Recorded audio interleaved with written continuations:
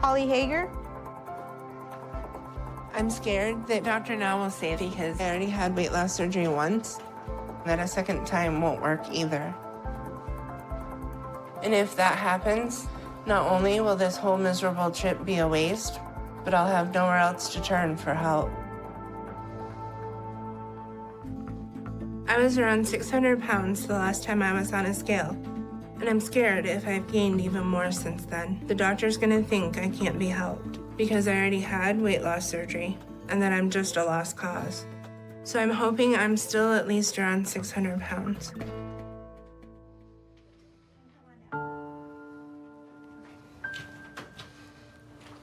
That's really discouraging. I'm scared that the number is that high, and I'm ashamed that I let myself get so big. If Dr. Nazarden doesn't take me as a patient, I don't know what I'm gonna do.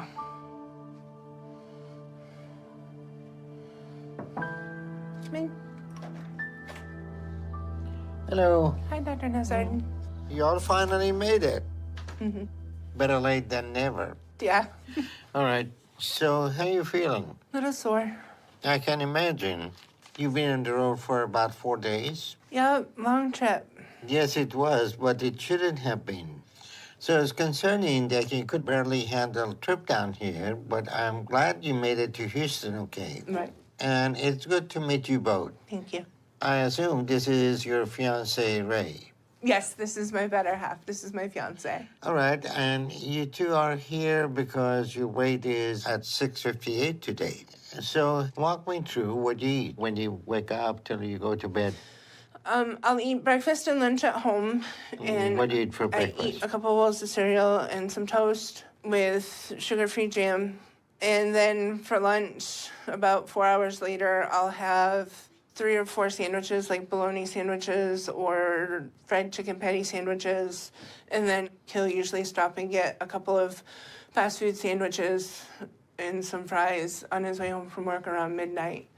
Well, that sounds like a lot, but it does not explain how you're starting to approach being 700 pounds. So either you're lying and not telling me everything, or you aren't realizing how much you actually eat. So that's something that we need to address. Okay. But according to your medical history, about 10 years ago, you tried to change your eating habit by getting weight loss surgery. So you had gastric bypass?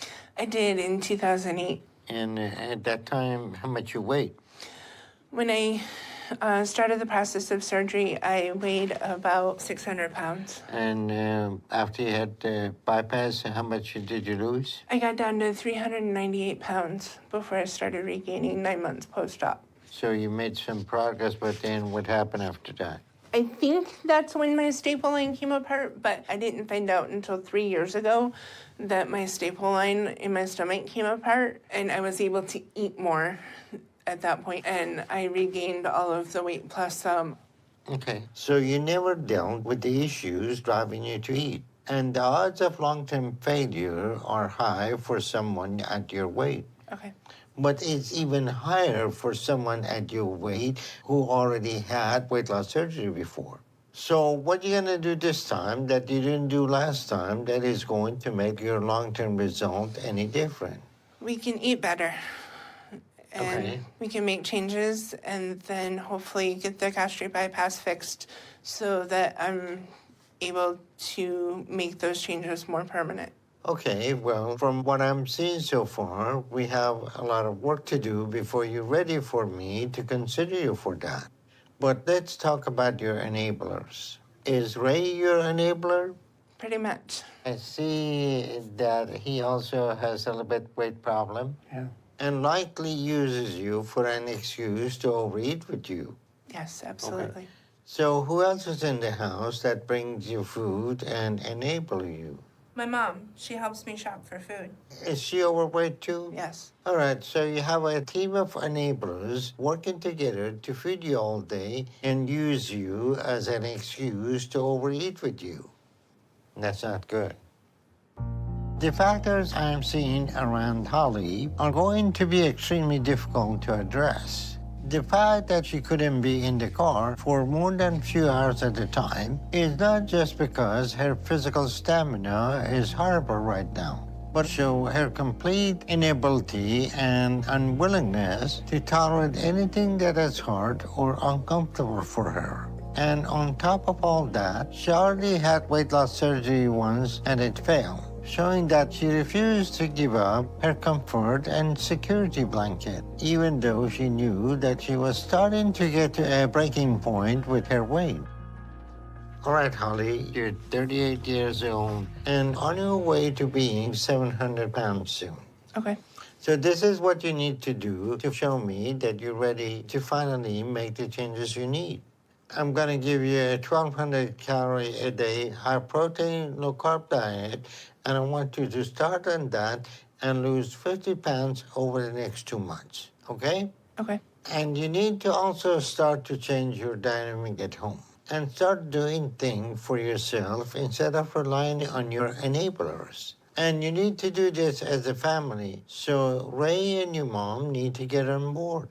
I also want you to start walking in the morning and in the evening for a total of an hour a day, because your stamina is horrible if it took you 4 days to get Houston from Georgia. Normally, I would consider that distance on the age of just close enough that you wouldn't need to move to Houston to do the program, because you should be able to get here in a day. So you need to build up your stamina. Take charge of your situation. You're no longer a child, so stop acting like one. You're almost 40 and having your mom taking care of you. And using Ray just like another parent is going to be a dynamic that leads to your early death. So this is your last chance, and it's up to you if you want to do this. Any questions? I think you've answered everything. Thank you, Dr. Now.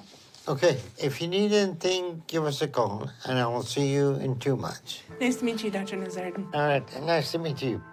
All right, you can do this, and I hope to see you soon. Okay, sounds good. Okay.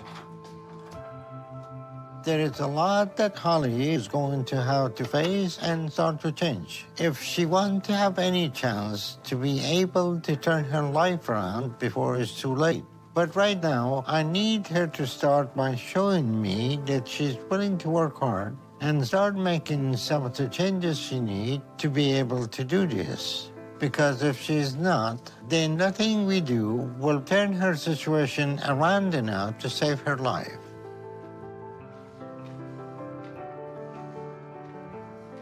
I think I'm actually even more scared now than I was before my appointment, because I don't know if I can do what Dr. Now wants me to do. I was worried he was going to tell me he can't help me, but having to do all this feels pretty much like the same thing. So I don't know if I'm going to be able to give up all the food that I like. And if I don't, I know it's going to be bad, because I'll lose this chance to get help. Dr. Now is the last person I have to turn to, and I'm not going to be able to last much longer. So I'm really scared right now.